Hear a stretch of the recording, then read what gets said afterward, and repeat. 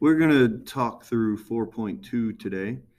Here's your bell where you can go ahead and pause this so that you can work through it. Okay, so we're bringing back the 4.1 brought back some of those parent transformation stuff. So again, we want to outline our parent function here, which is 1/2 to the x. And if we remember from 4.1, that would be exponential decay. We have the HBAK, domain and range. We don't ask for domain and range here, but you're likely going to be asked for it on a quiz or a test or something in the future. So again, our parent function is 1/2 to the x. H is inside of the function right here with the -3, so that's going to go right 3. There is no B. We're not really dealing with B on these in this course. A is here out front. So we just have a negative A, which flips it over the X axis. The K is out here at the end, and that's going to go up 4. In order to get our actual parent function, we're going to get a table of values, and we're going to go -2, -1, 0, 1, and 2. So if I plug those into my parent function, we can have the graph over here. So 1/2 to the -2 would be 4. Not -4. 1/2 to the -1 would be 2. Anything to the 0 power is 1. And 1/2 to the first of the half, and 1/2 squared is a 4. So this is your actual parent function that you are moving.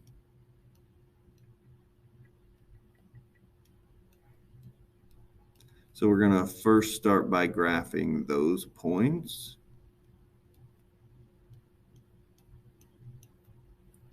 Okay, so -2, 4, -1, 2, 0, 1, 1/2, and 2 1/4. So here's our parent function exponential decay. And this is what we're moving. So again, we're going through this order. So we're going to take each point, we're going to go right 3. So 1, 2, 3. We're going to flip it over the x. So now we're at -4, and we're going to go up 4. So 1, 2, 3, 4. So this point over here became this point over here. So here at -1, 2, we're going to go right 3, 1, 2, 3. We're going to go over the x-axis to -2, and we're going to go up 4. 1, 2, 3, 4.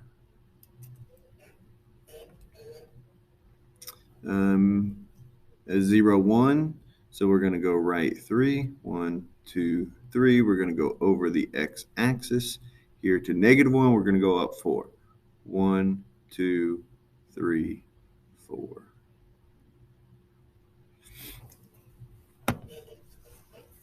And then let's see, 1/2.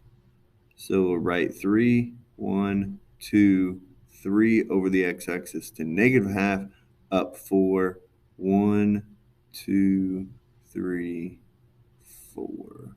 So you can kind of see where our graph is. We also want to note that I had this horizontal asymptote here at 1, and I can move, or that asymptote needs to move as well.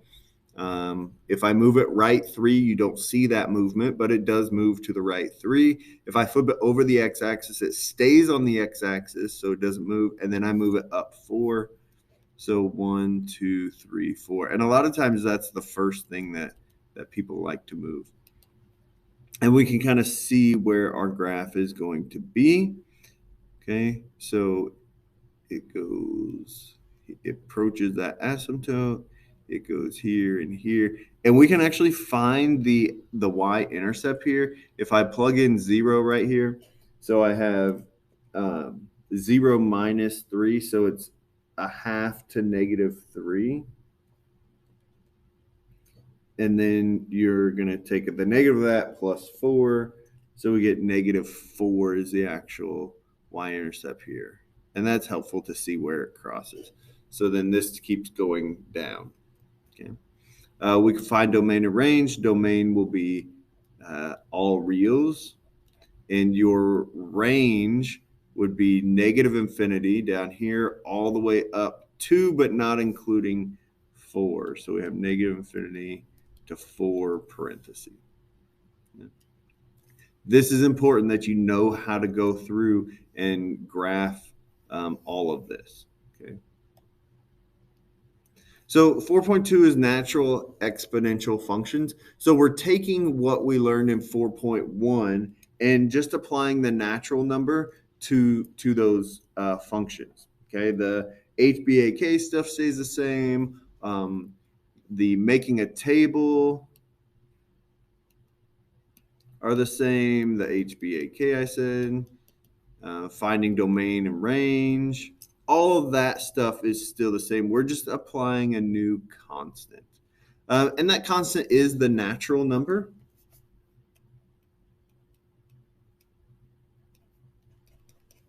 Okay, and this natural number is found by this expression right here. And as n goes to infinity, so as we keep rising this number right here, the n, as we keep plugging higher and higher numbers in, what happens is it becomes stable or constant. It becomes the same number. It approaches one number, and that number is E, which is 2.718. So when we use E, we're going to use 2.718. And E is actually on our graphing or on our calculators. It is, let's see, on this one, it is right here in blue. So you see the 4, the ln by the 4, and then you have the E right there, E to the X. So when I plug that number in, or when I use that on the calculator, we can say, we can hit second ln, which gives me E, and then I can put whatever I want. If I put E to the first, that's going to spit back exactly what the E value is, because anything to the first power gives you back what it is. Okay, and that's what we're using in some of these functions. Okay, so we have the natural exponential function, which looks like this. This is the parent function.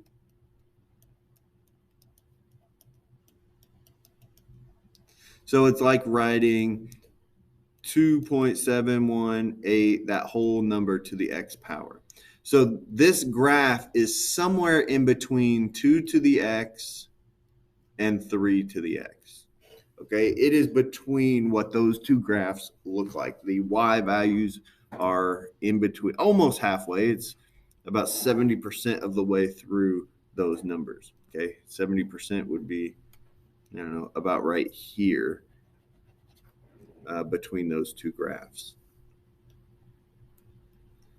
Okay, evaluate each expression round to 5 decimal places. So we want to make sure that we're using E on the graphing or on the calculator to evaluate some of these, and just getting used to what those values look like.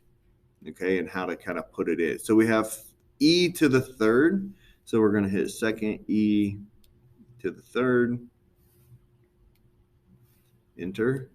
And I believe it said, what, 5 decimal places?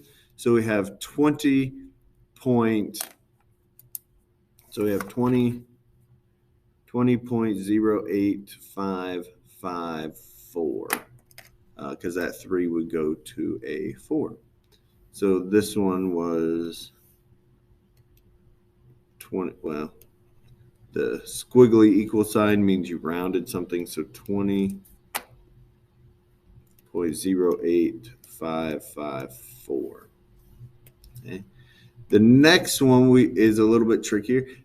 Some calculators you kind of have to do it in an out of order method, and some calculators you need to put parentheses in.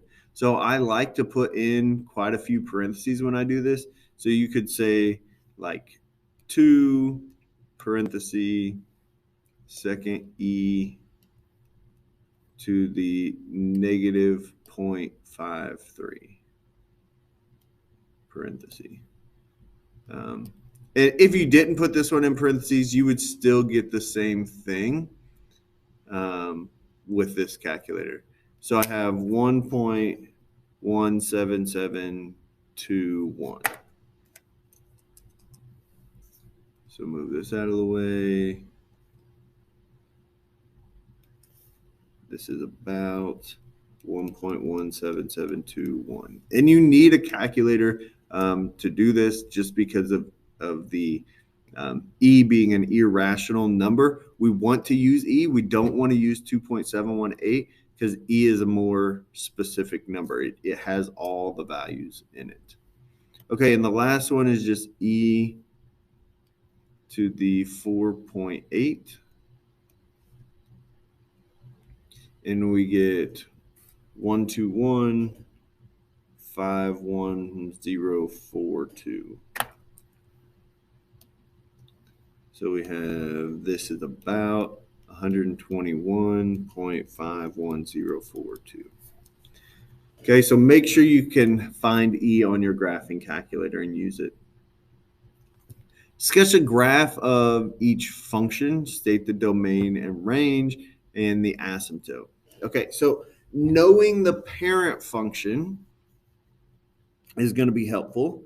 And in order to know the parent function, we can use the table of values. Okay, and we can figure out, okay, like where did my asymptote go? How did the domain and range change? All of those kind of things. And we can still pick. We've talked about how we can change the numbers that we choose depending on the base. Well, this base is E, so we don't necessarily need to change the values that we pick. So we can just go with -2, -1, 0, 1, and 2. And we're going to let this be the parent function. So y of the parent function. And then we can do like f of x over here. And we can do g of x over here. Okay, so if I plug in -2, that becomes e to the second. Oh, sorry, we just want the parent function. So y equals e to the x. Okay, so e to the -2 is about 0.135. E to the -1 is 0.368. E to the 0 is 1. E to the 1 is 2.718. And E squared is 7389. Okay, so this is your parent function here. Again, the parent function is somewhere in between 2 to the x and 3 to the x. Now, if I plug these numbers, or if I plug my x values into the f of x, so now I have e to the -2, which is 2. So e to the 2 is, get off there, is 7.389. So 7.389. If I plug in -1, that becomes e to the first, which is 2.718. E to the -0 is the same as e to the 0, so that's 1. E to the negative first, which is up here, so that's 0.368. And then e to the -2 would be up here now, and that's 0.135. So if we remember from HBAK, this would be a -b, and that -b flips it over the y-axis. So when I actually graph this, and these numbers aren't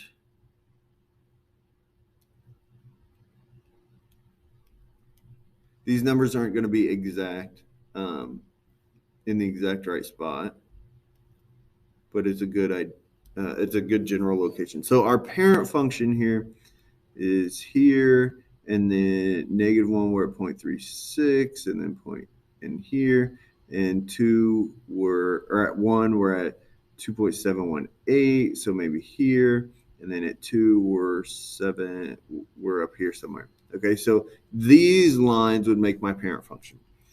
If we were to graph this at -2, I'm up here.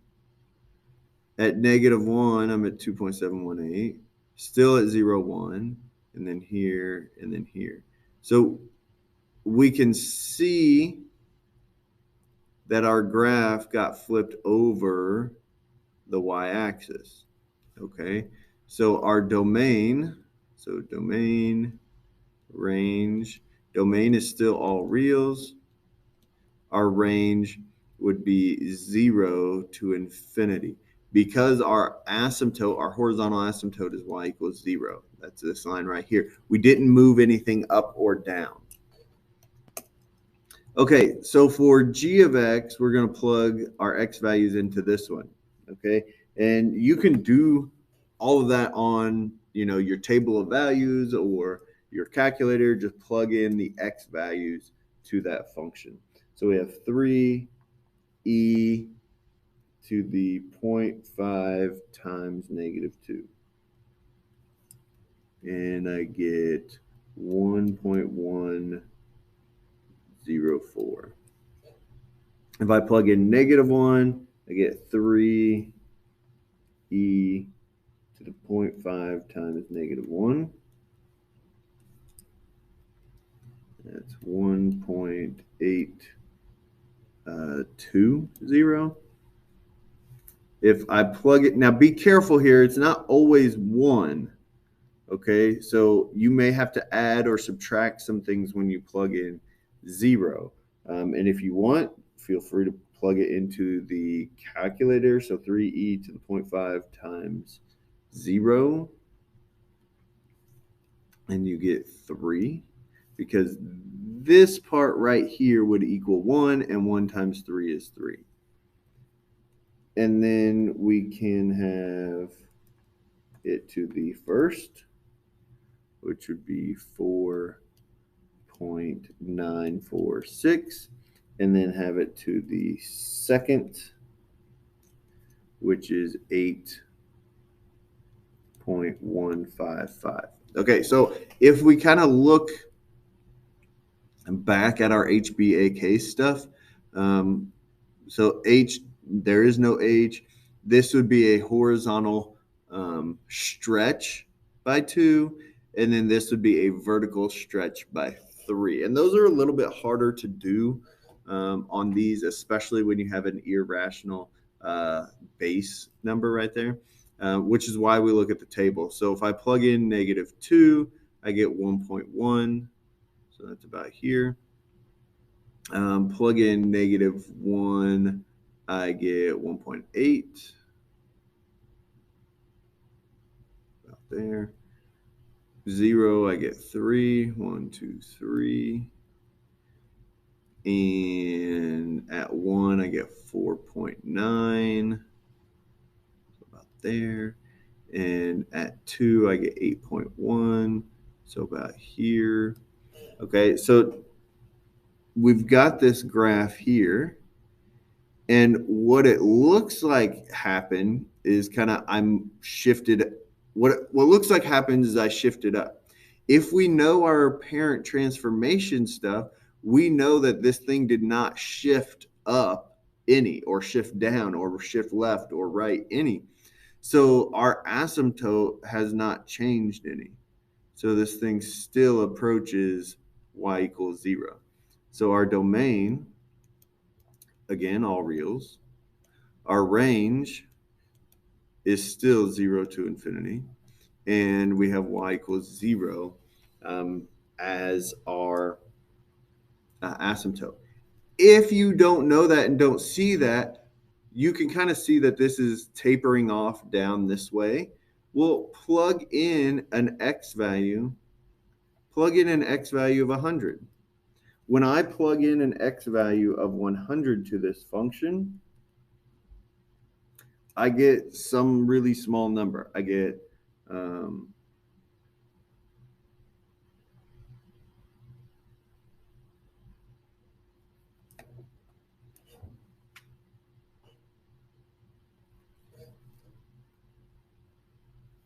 sorry, we need to plug in negative 100, not positive 100, negative 100. So when I plug in negative 100,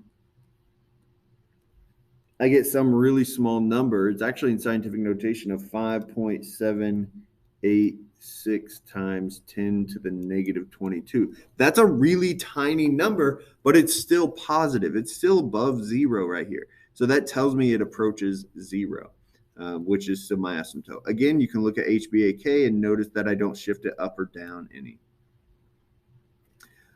Okay, so word problem here. An infectious disease begins to spread in a small city of a population 10,000. After T days, the number of people who have succumbed to the virus is modeled by this function. Okay, this has been done a lot in the past 2 years for obvious reasons. And each infectious disease or virus has a different model because it spreads differently. So how many infected people are there initially at time zero? So I'm going to plug zero in for this function right here. So I have 1,000 or 10,000 over 5 plus 1245 e. Well, if that's zero, it'd be e to the zero. E to the zero is 1. So then you have this number. So this kind of just goes away, and that's what you're dividing. So 10,000 divided by 5 plus 1245. So you get 8. So initially, there were 8 people. Okay, find the number of infected people after 1 day, 2 days, and 5 days. So we're basically just making a table of values. We already have at time 0. And on this one, we don't go to negative time, right? So you can't have a negative amount of time. So we want 1 day, 2 days, and 5 days. So if I plug in 1, again, this gets tricky on the calculator. Make sure you're using lots of parentheses. So we have 5 plus 1245 e. Oops, that's not e. E to the negative 0.97 times 1. And I got 20.97. Obviously, you can't have 20.97, but if you look here ahead, we're going to graph it. So we want exact numbers. Okay, so then I need to change that 1 to a 2.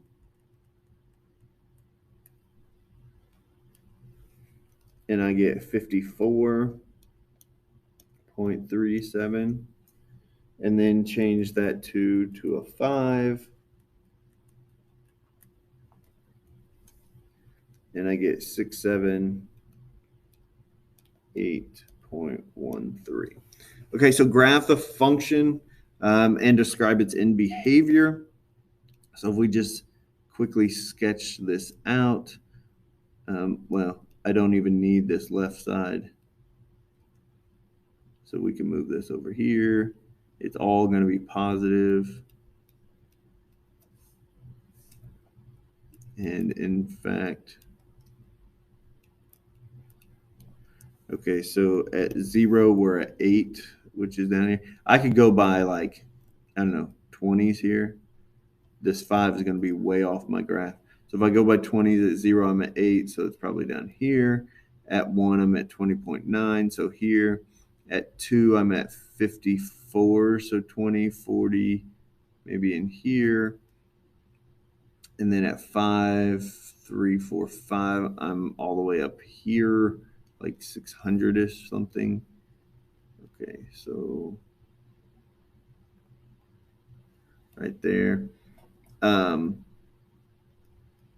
then this way would go that way, but you can't ever have that. Okay, so if I describe its in behavior, well, as x goes to infinity, f of x also goes to infinity. Okay, as I go to the right, it goes far up.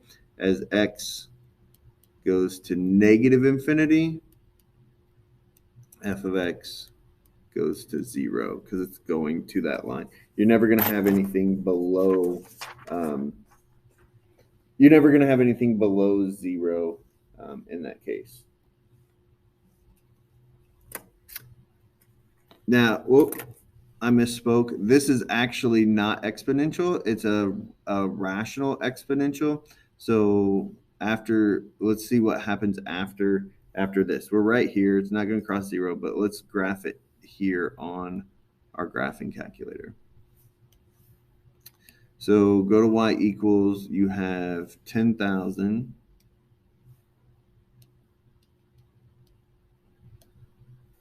divided by parentheses 5 plus 1245 e to the negative 0.75x.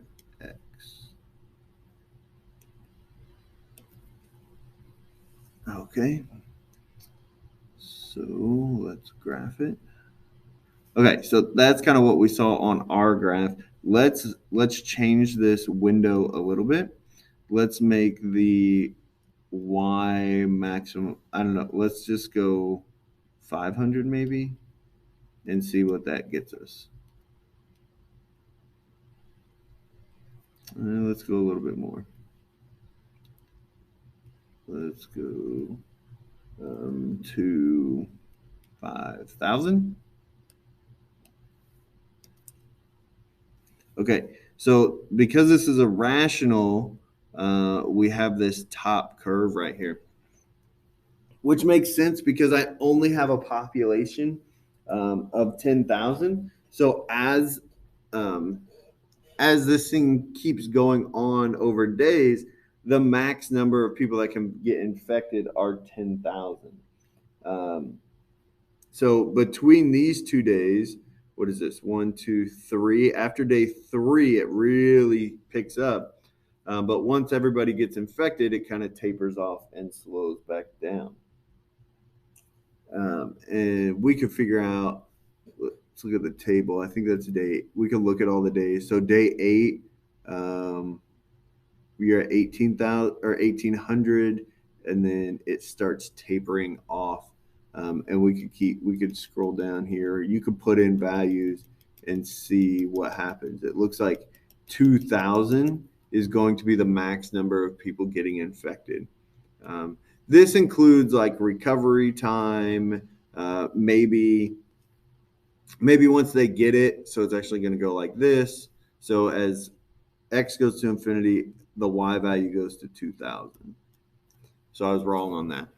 So as people get it and recover, maybe they can't get it again, or maybe they can. All of that is taken into consideration in this model right here, which is why 2,000 is going to be the max number of people that can be infected after so many days. So continuously compounded interest. We had compounded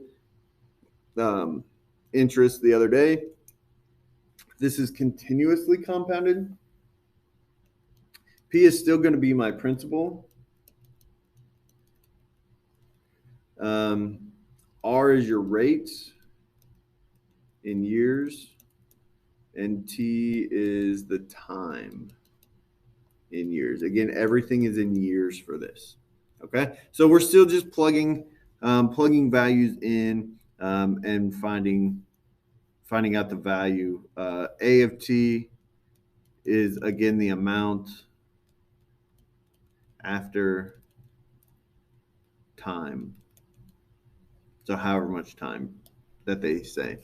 So find the amount after 3 years. So this is time. If $1,000 is invested, so that's your principal, at an interest rate of 12%, so that's rate. So you have P equals sorry, you have A equals PE to the RT. So your principal is $1,000. E, which is a number, to the R, which is 0.12 times T of 3. And we just got to plug that into the calculator. 1,000 E to the 0.12 times 3. Please make sure that you change that percentage from a percent to a decimal when you plug it in. So that's $1,433.33. Okay, so they made about $433 in actual interest. Okay, which this is the same process as just compounded interest, but continuously compounded interest is like it compounds every second, like it is always compounding, versus compound interest could be like every month, every 3 months, every quarter, every day, every hour, every week. So it has a lot more with it. If the word problem says the word continuously, you're using this formula. If it does not say compound continuously, you're not using this formula. You're likely going to use the other one. Okay. All right. That is all for 4.2. Again, fairly easy, just building on 4.1. So you got your homework there on WebAssign. If you got questions, feel free to reach out.